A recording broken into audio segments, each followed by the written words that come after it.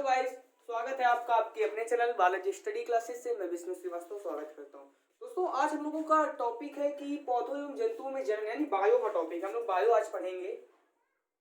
Bio bio का topic है कि पौधों एवं जंतुओं में जनन कैसे करते हैं, पौधों और जंतुओं को कैसे जनन करते हैं। सबसे पहले बेटा हम लोग लिखेंगे जनन क्या होता है। जनन समझते हैं पहले। जनन रिप्रोडक्शन यानी जनन क्या होता है।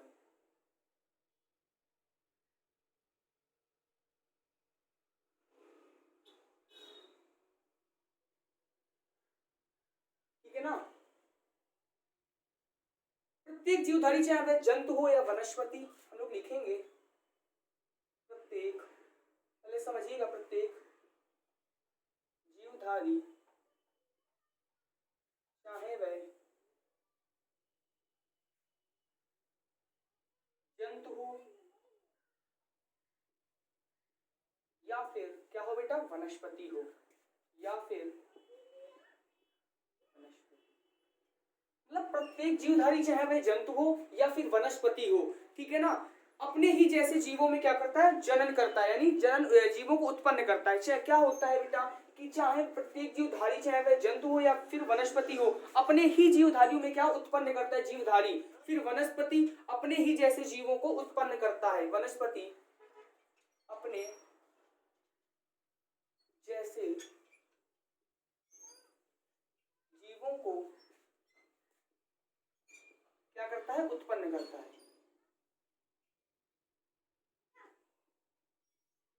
ठीक है ना। क्या हुआ कि प्रत्येक जीवधारी चाहे वह जंतु हो या फिर वनस्पति हो, अपने जैसे जीवों को उत्पन्न करता है। कौन करता है, चाहे वह जीवधारी जंतु हो या फिर वनस्पति हो। अर्थात मनुष्य से मनुष्य उत्पन्न होता है। देखो बेटा, जैसे अर्थात हम लोग समझते हैं कि मनुष्य से मनुष्य उत्पन्न होता है, गाय से गाय ही उत्पन्न होती है, भैंस से भैंस ही उत्पन्न होती है, बंदर से बंदर ही, और बिल्ली से बिल्ली। ऐसा तो है नहीं कि बंदर से मनुष्य का उत्पन्न हो जाएगा। हाँ, ये चीज जो प्रोसेस, जो एक प्रक्रिया चल रही है, जिसमें मनुष्य का जन्म पहले बंदर से ही मनुष्य बना। लेकिन बेटा अगर जन्म इस समय होता है तो बेटा मनुष्य से मनुष्य का ही जन्म होता है। लड़का अगर मनुष्य है तो मनुष्य का जन्म ही होगा, और बेटा अगर बंदर है तो बंदर से बंदर का जन्म ही होगा। तो लोग लिखेंगे अर्थात अर्थात अर्थात मनुष्य से मनुष्य उत्पन्न होता है। अर्थात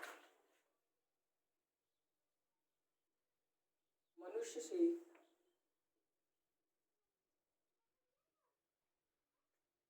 मनुष्य उत्पन्न होता है। ठीक है ना। क्या मनुष्य से मनुष्य उत्पन्न होता है, बंदर से बंदर उत्पन्न होता है।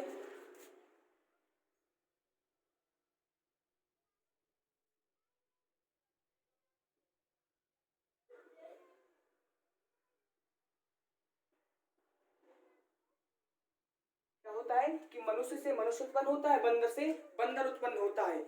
इसी तरह पादपों में आम से आम, इसी तरह क्या होता है, पादपों में क्या होता है, पादप यानी पौधों में क्या होता है, आम से आम ही उत्पन्न होता है। आम का पेड़ है, अब बेटा आम के पेड़ में बेर का फल तो लग नहीं जाएगा।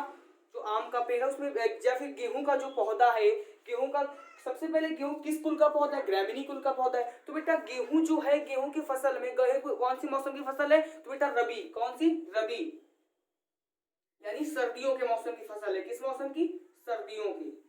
ठीक है ना, सर्दियों के मौसम की क्या है, फसल है, रबी। अब बेटा रबी में क्या होता है, गेहूं होता है आपका, और क्या होता है बेटा आपका, जौ होता है, चना होता है, फिर मटर होता है। ऐसी कई सारी पौधे होती है जो किससे होती हैं, रबी से होती हैं। अब बेटा गेहूं, हम लोग जो अपने टॉपिक पढ़े थे क्या है कि गेहूं।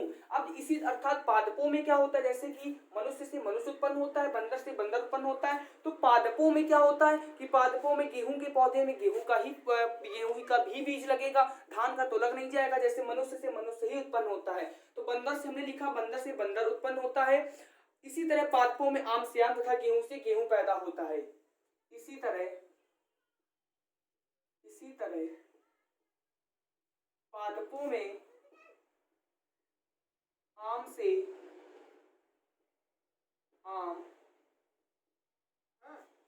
बेर से, और लिख लेंगे बेर, तथा धान से दान क्या होता है, उत्पन्न होता है। तथा धान से धान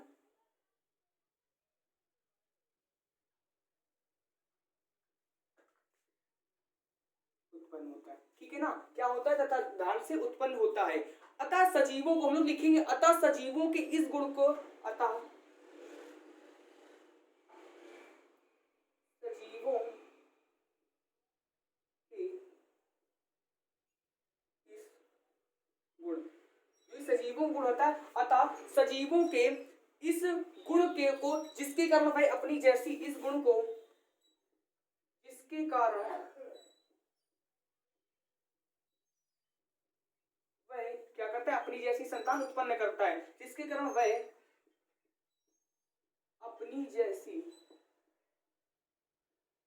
संतानें, अपनी जैसी संतानें क्या करता है, उत्पन्न करता है।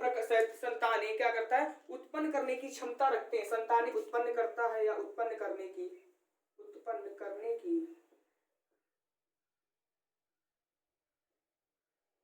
क्षमता रखते हैं। अतः सजीवों के इस गुण को, जिसके कारण वे अपनी जैसी संतानें उत्पन्न करने की क्या रखते हैं, क्षमता रखते हैं, जनन या प्रजनन कहते हैं। क्या कहते हैं, जनन या फिर प्रजनन।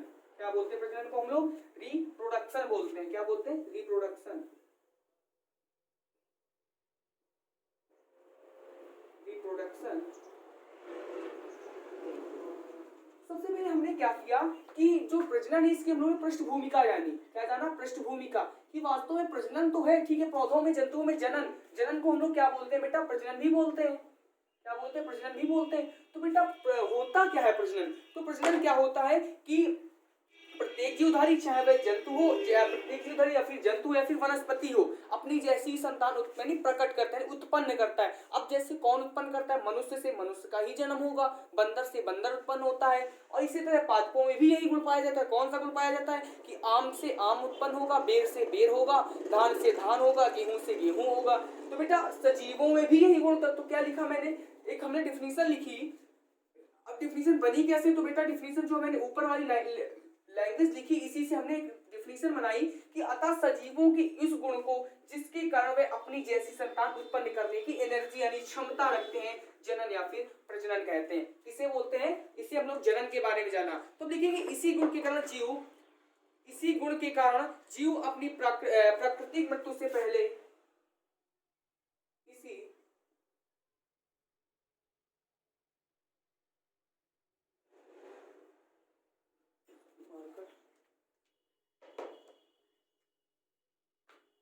ठीक है ना, इसी गुण के कारण जीव अपनी प्राकृतिक मृत्यु से पहले,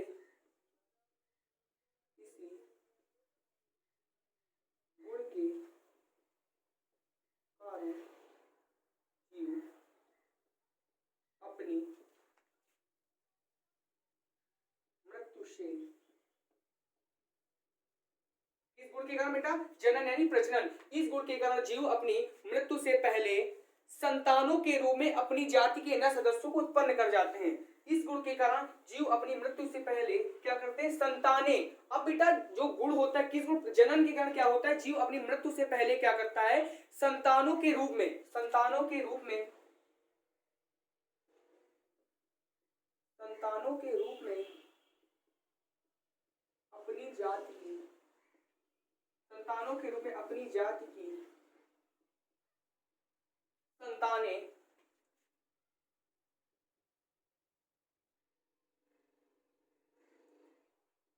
उत्पन्न कर जाता है। देखो बेटा एक सीधी सी बात समझिए, मैंने लिखा क्या कि अब अगर जनन प्रजनन की वजह से क्या होता है कि इसी गुण के कारण जो जीव होते हैं अपनी मृत्यु से पहले क्या करते हैं, अपनी जैसी संतानें उत्पन्न कर जाते हैं। अब बेटा बिल्ली का जन्म हुआ, अगर बिल्ली जनन ना करती, प्रजनन ना करती, तो बेटा बिल्ली मर जाती, क्योंकि मृत्यु निश्चित है। एक बोला कड़वा सच है, तो बेटा मृत्यु क्या हो, एक कड़वा सच है, सबको पता है कि मृत्यु क्या है बेटा, एक कड़वा सच है। पहले लोग क्या करते थे बेटा, जीते थे 200 साल 300 साल, फिर कम हुआ 100 साल। लेकिन बेटा मैंने भी एक जगह पढ़ा है कि अगर कलयुग का अंत आएगा तो बेटा व्यक्ति ओनली 20 वर्ष जिएगा। कितना, 20 वर्ष, 20 वर्ष ही जिएगा, मात्र 20 वर्ष। तो ठीक है ना बेटा। तो इसी गुण के कारण क्या है, जीव अपनी मृत्यु से पहले क्या करता है कि संतानों के रूप में अपनी ही जाति की, मतलब बिल्ली मरने से पहले बिल्ली को जन्म देगी, फिर अगली बिल्ली मरने से पहले बिल्ली को जन्म देगी, बिल्ली ऐसे मतलब क्या होता है, ऐसे बंदर मरने से पहले बंदर को जन्म देगा, ठीक है ना। और इसके और कुत्ता कुत्ता से जन्म होगा, और मनुष्य अपने मृत्यु से पहले मनुष्य का जन्म लेगा। तो बेटा यही बात है कि इसी गुण के कारण जीव अपनी मृत्यु से पहले संतानों के रूप में अपनी जाति की संतानें उत्पन्न कर जाता है, ठीक है ना। तो ये नए सदस्य अपने पूर्वजों की तरह, जो ये नए सदस्य होते हैं कौन से, तो ये नए सदस्य अपने पूर्वजों की तरह अनुकरण करते हैं, मतलब उनकी जो वो होती क्या कर लिखा मैंने कि उत्पन्न करते हैं। ये नए सदस्य अपने पूर्वजों की तरह, पूर्वजों की तरह क्या करते हैं बेटा, अनुकरण करते हैं, अनुकरण करते हैं। कौन करता है, जो नए सदस्य, ये नए सदस्य क्या करते हैं, अपने पूर्वजों की तरह अनुकरण करते हैं, ठीक है ना।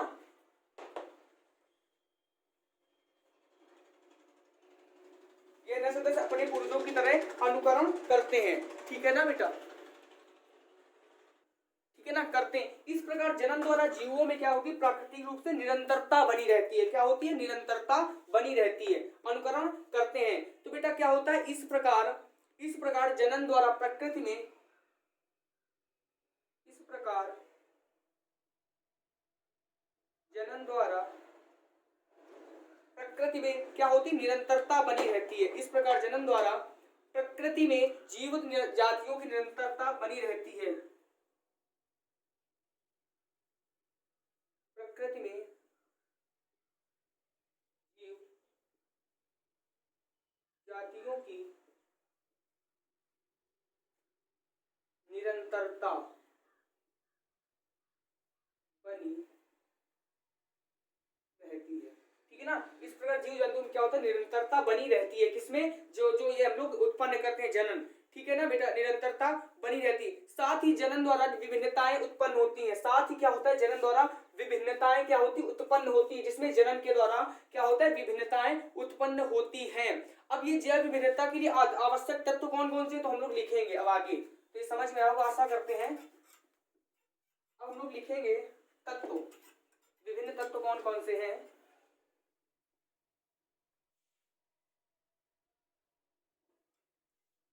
तो जैव विकास के लिए अत्यंत आवश्यक तत्व,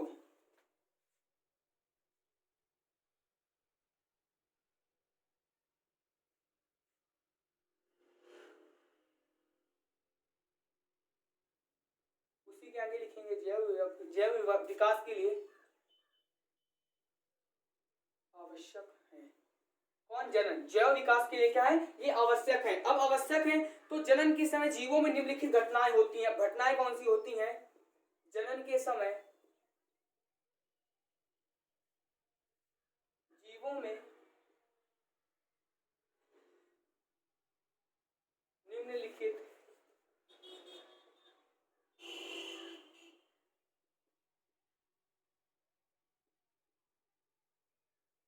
घटनाएं होती हैं। जनन के समय क्या होता है, जीवों में निम्नलिखित घटनाएं होती हैं। अब सबसे पहले सभी जीवों में डीएनए का द्विअणुन होता है। पहली घटना कौन सी होती है कि पहली घटना होती है कि सभी जीवों में डीएनए का द्विगुणन होता है। सभी जीवों में डीएनए का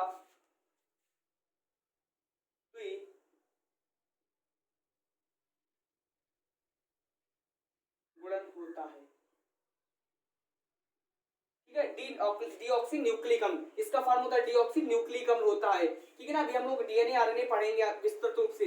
अब सभी जीवों में क्या होता है, डीएनए का द्विगुणन होता है। और क्या होता है, कोशिकाओं में क्या होता है, विभाजन होता है। क्या होता है बेटा, कोशिकाओं में विभाजन होता है।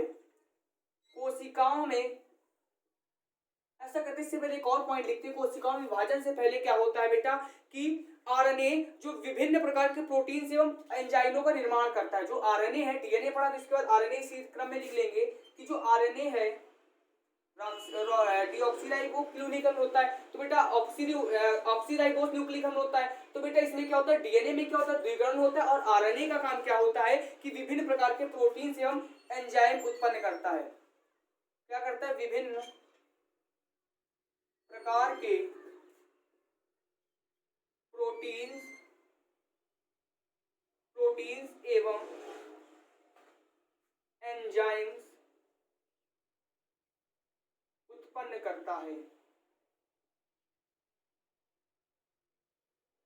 विभिन्न प्रकार के क्या करता है, आरएनए विभिन्न प्रकार के प्रोटीन्स एवं एंजाइम उत्पन्न करता है। अब हम लोग अगला तीसरा पॉइंट लिखेंगे। तीसरा हम लोगों का पॉइंट क्या है, तीसरा पॉइंट हम लोग लिखेंगे कि कोशिकाओं की संख्या में वृद्धि होती है। कोशिकाओं की, बेटा कोशिकाएं हम पढ़ा चुके हैं आपको। कोशिकाओं की संख्या में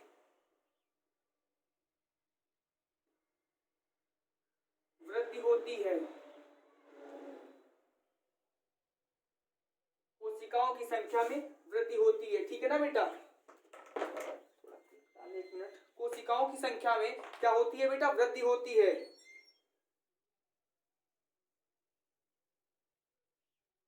और क्या होता है, कोशिकाओं की संख्या में अगर वृद्धि होती है तो बेटा उसके बाद क्या होता है, कोशिकाओं में क्या होता है, विभाजन होता है। क्या होता है, कोशिकाओं में विभाजन होता है।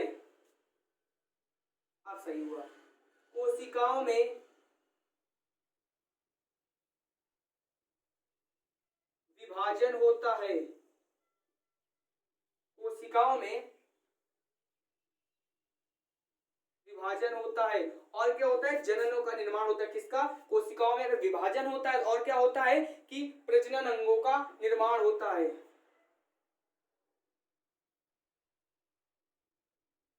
प्रजनन अंगों का निर्माण होता है।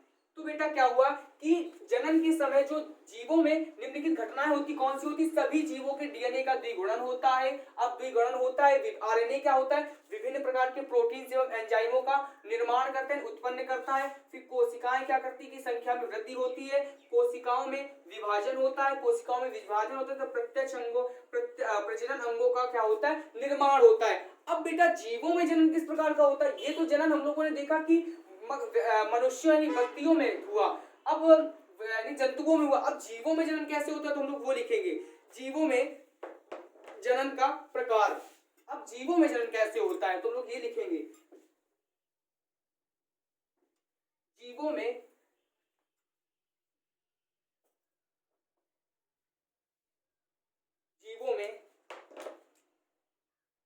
ठीक है ना, क्या लिखेंगे, जीवों में जनन के प्रकार।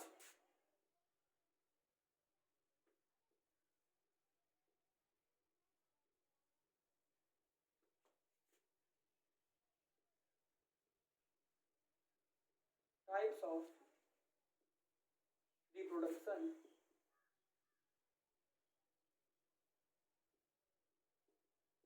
क्या कि जीवों में क्या होता है, जनन के प्रकार यानी types of reproduction in organs.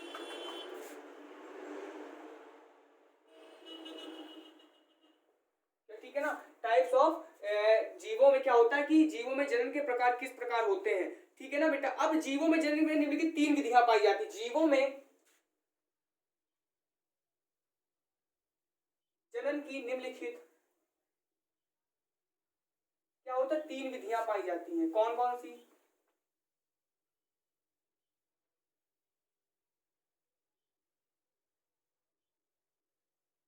पाई जाती है। जीवों में क्या होता है, जनन की क्या होती है, 3 विधियां पाई जाती हैं। अब सबसे पहले बेटा अलैंगिक प्रजनन। क्या होता है, अलैंगिक प्रजनन। क्या होता है बेटा, अलैंगिक प्रजनन। ठीक है ना, अलैंगिक जनन। दूसरा आपका बेटा हुआ अलैंगिक जनन के बाद कायिक जनन।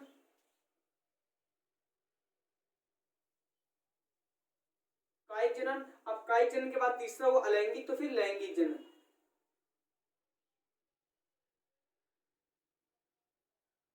क्या हुआ, अलैंगिक जनन, कायिक जनन, और क्या हुआ फिर लैंगिक जनन। इसे हम लोग बोलते हैं सेक्सुअल रिप्रोडक्शन।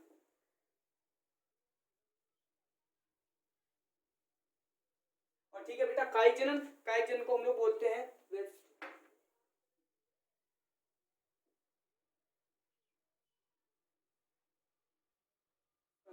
यही लिखा है। ठीक है, अब कायजनन, अलैंगिक जनन, कायजनन, लैंगिक जनन को बोलते हैं सेक्सुअल प्रोडक्शन, रिप्रोडक्शन सॉरी।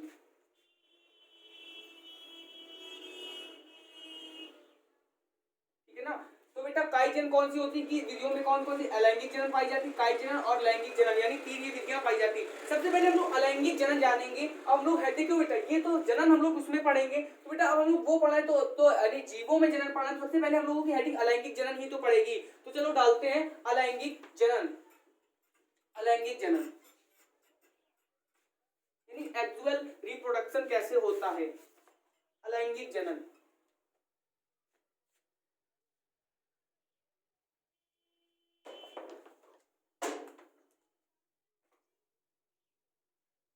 अलैंगिक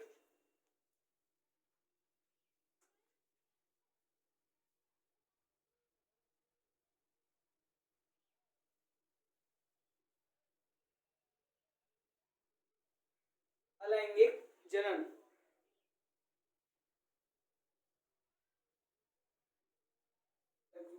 रिप्रोडक्शन।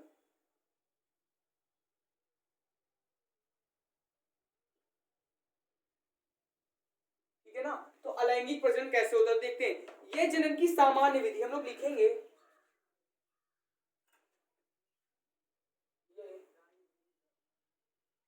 जनन की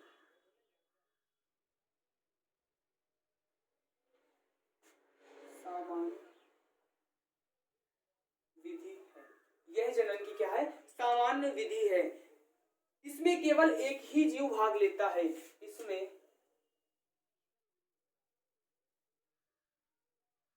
केवल एक ही जीव,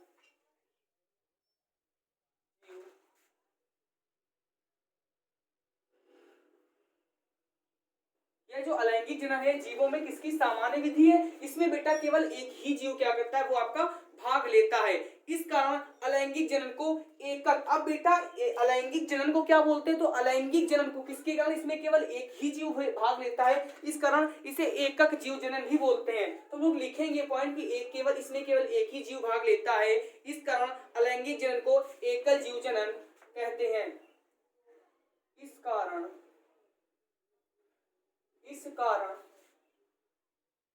अलैंगिक अलैंगिक जनन को क्या बोलते हैं, एकल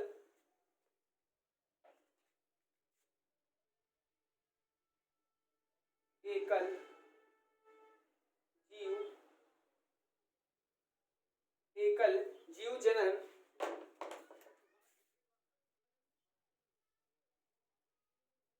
कहते हैं, किसे बोलते हैं। अब क्वेश्चन एक निम्न में से एकल जीव जनन कहते हैं। अब आपको क्वेश्चन देगा कायिक जनन, ठीक है, कायिक जनन के बाद देगा आपको, कायिक जनन के बाद देगा अलैंगिक जनन, फिर या और देगा कि लैंगिक जनन, और एक ऑप्शन देगा, तो आपको ऑप्शन में क्या टिक करना है, अलैंगिक जनन। इसमें क्या होता है, केवल एक ही जीव भाग लेता है अलैंगिक जनन में, इस कारण अलैंगिक जनन को क्या बोलते हैं, एकल जीव जनन भी कहते हैं। इस प्रकार के जनन में एक जीव आयु की, लोग लिखेंगे आगे, इस प्रकार के जनन में, इस प्रकार के जनन में क्या होता है, इस प्रकार के जनन में एक ही आयु, इस प्रकार के जनन में एक जीव आयु की एक निश्चित अवस्था में क्या होता है, इस प्रकार के जनन में एक जीव आयु की, एक जीव आयु की, एक जीव आयु की एक निश्चित अवस्था में पहुंचने के पश्चात, एक निश्चित अवस्था में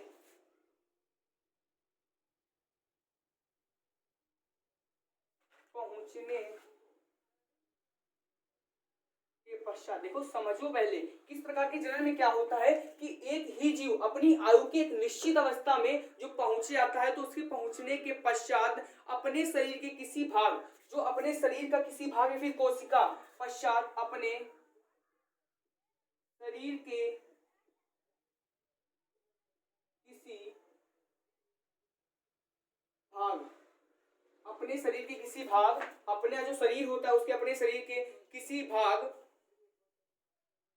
या कोशिका या कोशिकाओं, किसी भाग, कोशिका या फिर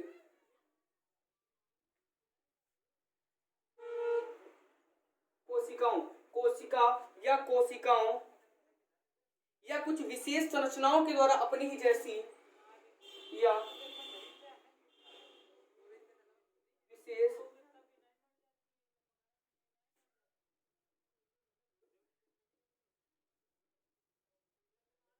या विशेष संरचनाओं के द्वारा क्या होता है, या विशेष संरचनाओं के द्वारा अपनी ही जैसी परंतु छोटी संतानें उत्पन्न करती हैं। संरचनाओं के द्वारा अपनी जैसी, अपने जैसे परंतु उत्पन्न करते कैसी, छोटी संतानें, परंतु छोटी संतानें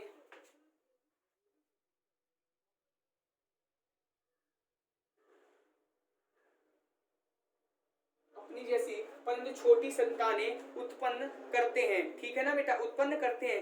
ये संतानें वयस्क होकर हूबहू अपने जननों की संतान हो जाती है। ये संतानें वयस्क होकर हूबहू हूबहू का मतलब उसी प्रकार, क्या लिखा बेटा कि ये जो संतानें होती हैं वयस्क होकर हूबहू अपने जैसे रूप धारण कर लेती है, मतलब जो जैसा होता है वैसी संतानें हो जाती हैं।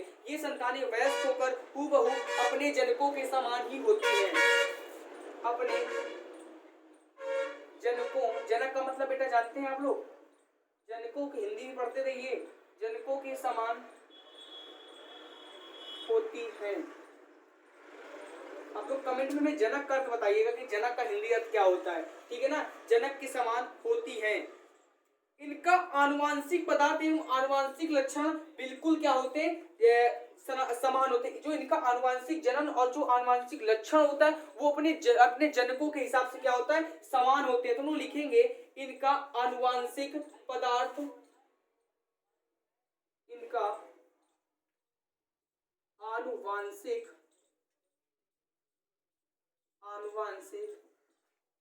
पदार्थ या आनुवांशिक लक्षण। किसका लक्षण, जो बेटा जो संतान उत्पन्न होती है परंतु छोटी होती है, किसके कारण, कोशिका या कोशिकाओं या विशेष संरचनाओं के द्वारा। इनका आनुवांशिक पदार्थ या आनुवांशिक लक्षण भी जनकों के बिल्कुल समान होते हैं। लक्षण भी जनकों के बिल्कुल क्या होते हैं, बिल्कुल समान होते हैं।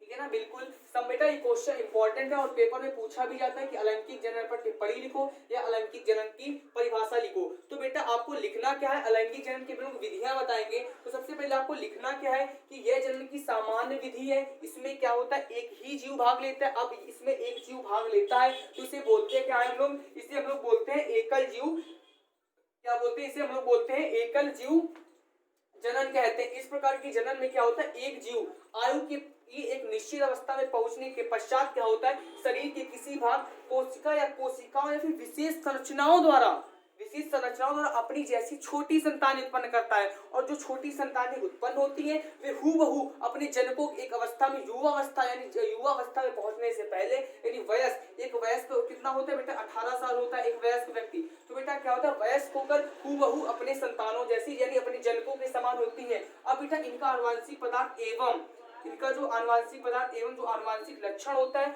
वो जनकों के क्या होता है, बिल्कुल समान होता है। ठीक है, बिल्कुल समान होता है। हम लोग डालेंगे कि अलैंगिक जनन की विधियां यानी मेथड्स ऑफ एक्सुअल प्रोडक्शन।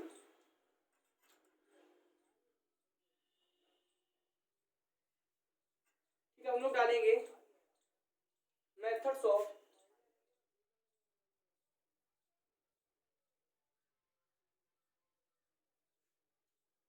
एक्सुअल रिप्रोडक्शन।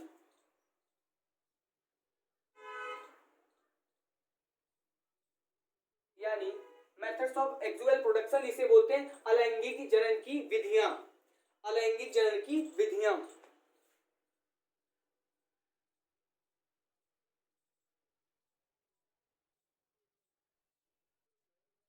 अलैंगिक जनन की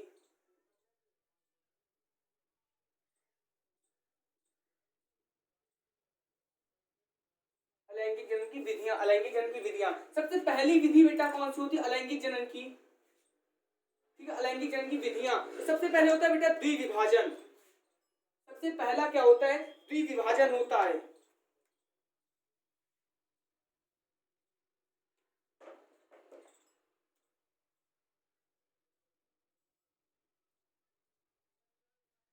क्या होता है, द्विविभाजन यानी बाइनरी। क्या होता है, द्विविभाजन यानी बाइनरी फिजन।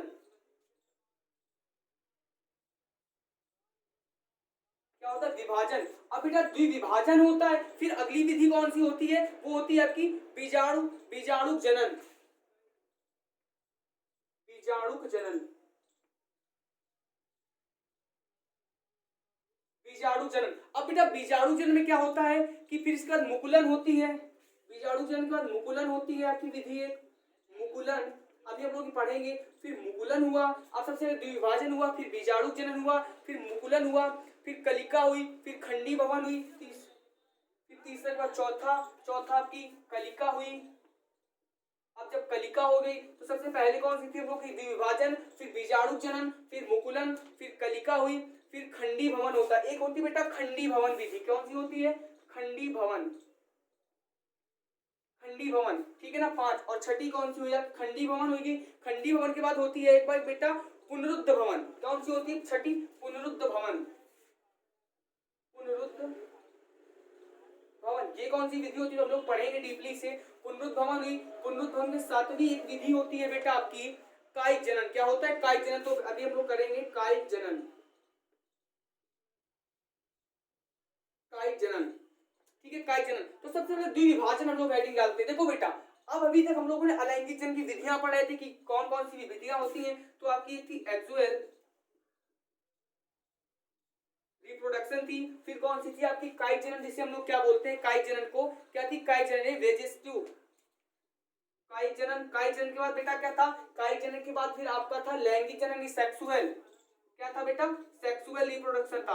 अब जब सेक्सुअल रिप्रोडक्शन था तो जब हमने एक्सुअल रिप्रोडक्शन यानी बोले तो एक्सुअल रिप्रोडक्शन बोले तो क्या बेटा, अलैंगिक जनन। अब जब अलैंगिक जनन की हम लोग पढ़ रहे थे तो फिर अलैंगिक मेथड्स ऑफ अलैंगिक क्या आया कि मेथड्स ऑफ एक्सुअल रिप्रोडक्शन। अब जब बेटा मेथड्स ऑफ एक्सुअल रिप्रोडक्शन आया तो फिर अब इसकी भी विधियां होती है। तो कौन कौन सी होती है, द्विविभाजन बोलते हैं, फिर इसके बाद बीजाणु जनन होता है, फिर मुकुलन होता है, फिर आपकी कलिकान विधि होती है, फिर खंडिका भवन होती है, पुनरुत्थ भवन होती है, फिर कायिक जनन होता है। तो अब इनको पढ़ते हैं सबसे पहले डीपली, क्योंकि जो विधियां होती हैं तो विधियां होती तो बनी रहने दो। सबसे पहले अब हम लोग पढ़ेंगे कौन सी, द्विविभाजन। तो एक हम लोग ऐसा काम करते हैं कि हम लोग साथ में द्विविभाजन पढ़ेंगे, तो इधर लिख लेते हैं हम लोग तीसरी, चौथी, पांचवी कौन सी थी, तीसरी असली कलिका, कलिका थी एक विधि आपकी। कलिका के बाद पांचवी कौन थी, खंडी भवन थी, खंडी भवन थी। फिर छठी कौन सी थी खंडी भवन के बाद, पुनरुद्ध भवन,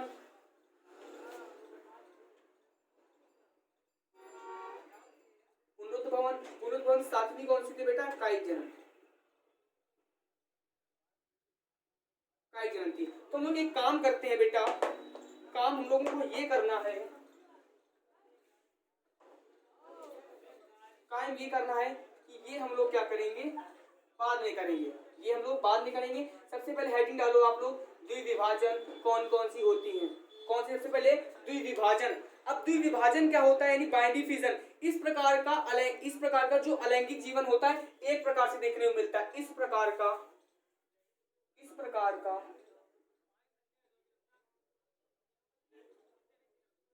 अलैंगिक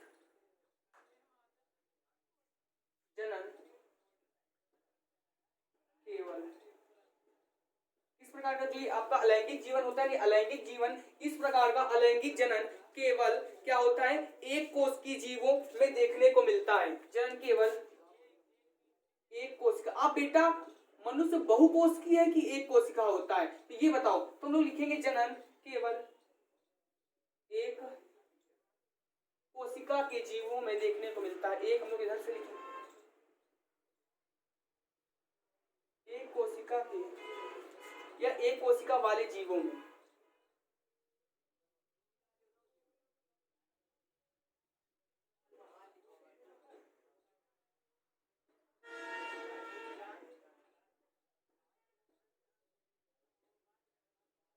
एक कोशिका वाले जीवों में देखने को मिलता है। अब बेटा एक कोशिका वाले कौन से होते हैं? जैसे संघ प्रोटोजोआ के सदस्य। अब बेटा प्रोटोजोआ के सदस्य हम जैसे लिखेंगे, हम लोग इधर तो लिख लेंगे जैसे संघ प्रोटोजोआ के सदस्य। अब बेटा संघ प्रोटोजोआ के सदस्य कौन कौन से होते हैं? संघ प्रोटोजोआ के सदस्य जैसे बेटा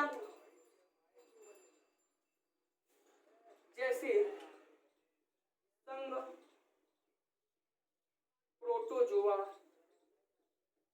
के सदस्य। तो बेटा आप लोगों ने वैसे तो एक कोशिका के जंतु बताया कि संघ प्रोटोजोआ नहीं शायद बता पाया हूं। तो बेटा संघ प्रोटोजोआ तो आप लोग जानते हैं क्योंकि 9th में आप लोग पढ़ चुके हैं। जैसे बेटा अमीबा होता है, आपका युगलीना होता है, पैरामीशियम होता है। क्या होता है? अमीबा। और बेटा युगलीना होता है, पैरामीशियम होता है। ठीक है ना? इसमें क्या होता है कि इस जो जीव विभाजन होता है किसमें होता है? संघ प्रोटोजोआ के, जैसे अमीबा, युगलीना, पैरामीशियम आदि में।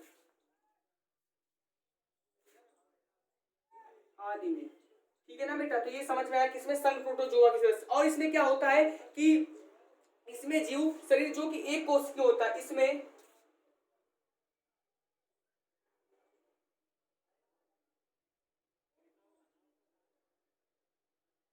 शरीर जो क्या होता है बेटा? जो शरीर में जो जीव होता है, जो क्या होता है? एक कोश की होता है।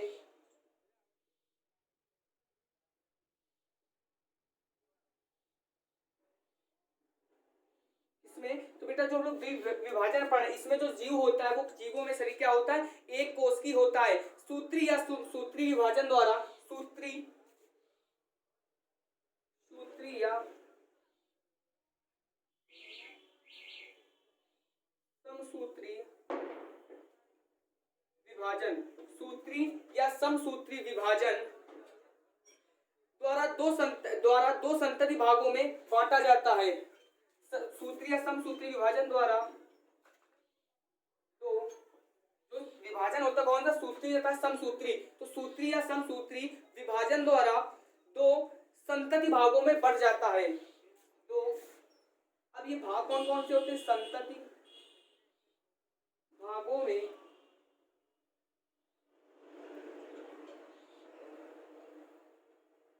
क्या होता है? संतति भागों में बेटा बट जाता है। कौन से? जो द्विविभाजन होता है, संतति में भाग जाता है। संतति कोशिकाएं समय के साथ वयस्क होती हैं। जो संतत कोशिकाएं होती हैं बेटा, हम लोगों को एक क्वेश्चन लिखना है फिर से, यानी आंसर लिखना है क्या कि वही जो हम लोग आंसर लिख रहे हैं, इसमें एक पॉइंट बुलेट पॉइंट है इसी में कि जो संतत कोशिकाएं होती हैं, संतत कोशिकाएं जो होती हैं वे समय के साथ वयस्क होती हैं।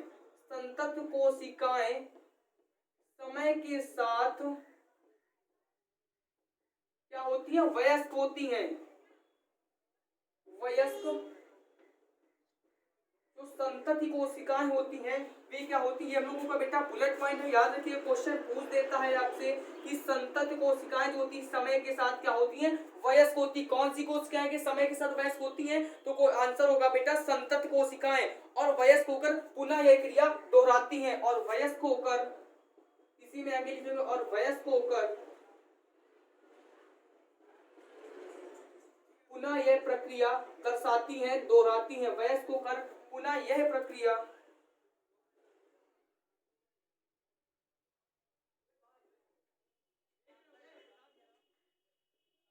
वयस्क होकर पुनः यह प्रक्रिया दोहराती है। इस प्रकार हमने देखा कि एक कोशिकाएं जीवों में। अब बेटा इस प्रकार क्या देखा कि देखो बेटा, संतत कोशिकाएं समय के साथ वयस्क होती है और वयस्क होकर पुनः यह क्रिया को दोहराती है। यानी इसमें एक प्रकार से हमने देखा कि इसमें क्या होता है, मृत्यु नहीं होती। कैसे? क्योंकि वयस्क होकर पुनः यह प्रक्रिया दोहराती है। तो इस प्रकार हमने क्या देखा कि जो एक कोश की जीवों होते हैं, इसमें देखो लिखा भी है कि एक कोश की जीवों में प्राकृतिक मृत्यु नहीं होती, परंतु पृथक जीवों के रूप में इनका अस्तित्व समाप्त हो जाता है। तो इसी प्रकार हमने देखा, लिखेंगे इस प्रकार इससे मृत्यु कैसी होती है। इस प्रकार हमने देखा कि नीचे हम लोग लिखेंगे, सिद्ध भी कर देंगे। इस प्रकार हमने देखा कि एक कोशिकीय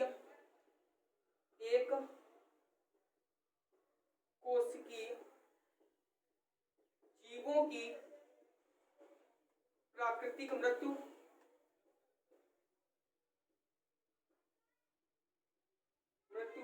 नहीं होती। क्यों नहीं होती? क्योंकि वयस्क होकर वही प्रक्रिया क्या करती, पुनः दोहराती है। कि हमने इस प्रकार हमने देखा कि कोशिकीय जीवों में क्या होता है, मृत्यु नहीं होती है, परंतु पृथक जीव के रूप में इनका अस्तित्व समाप्त हो जाता है। परंतु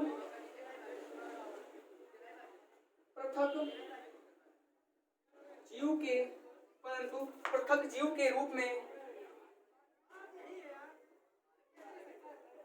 इनका अस्तित्व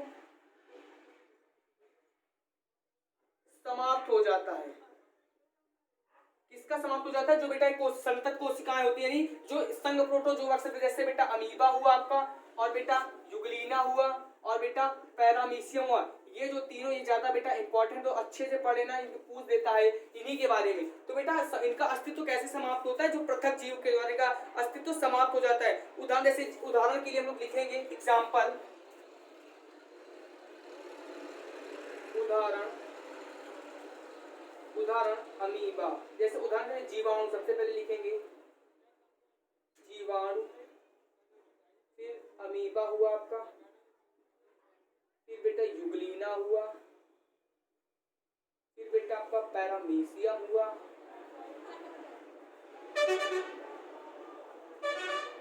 ठीक है ना। क्या हुआ? जीवाणु क्या हुआ, अमीबा हुआ, युगलीना हुआ, पैरामीशियम हुआ, और ये होते हैं, ठीक है ना। कुछ जीवों जैसे बेटा इसमें अमीबा हुआ, कुछ जीवों जैसे, ठीक है ना, कुछ जीवों में ये क्रिया होती है, जैसे जीवाणु, अमीबा, युगलीना, पैरामीशियम आदि क्रियाएं होती हैं। ठीक है बेटा, अब मिलते हैं फिर अगले वीडियो में हम लोग।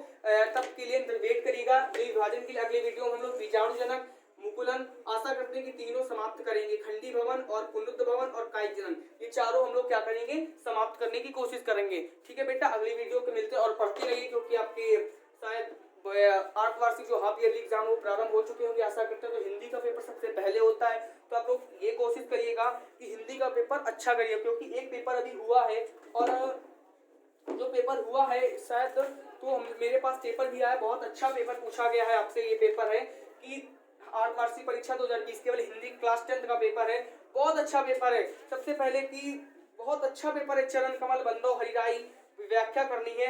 आचार्य रामचंद्र शुक्ल और जयशंकर प्रसाद का जीवन परिचय भी बेटा आया है। हास्य एवं करुण रस की उदाहरण उत्प्रेक्षा का आया है, रूपक आया है, रोलक तथा सोरठा आया है बेटा। बहुत अच्छी अच्छी चीजें आई हैं, ठीक है ना। तो आशा करते हैं कि आप लोग पढ़ते रहिए बेटा, क्योंकि आप लोग पढ़ते रहेंगे तो अच्छे मार्क्स आएंगे, ठीक है। और साइंस का वीडियो जो आते रहेंगे, और आशा करते हैं जितना मैंने पढ़ा उतना तो आपको पूछा ही जाएगा पेपर में। तो मिलते हैं बेटा नेक्स्ट वीडियो में, ठीक है बेटा। जय हिंद, बाय।